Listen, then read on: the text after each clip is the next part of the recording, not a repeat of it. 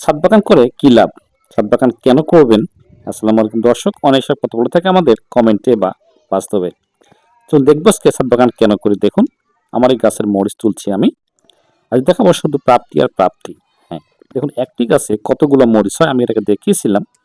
আমি এখন মরিচটা হারভেস্ট করছি। দেখুন কতগুলো মরিচ একটি গাছ থেকে আমি আজকে উঠাচ্ছি।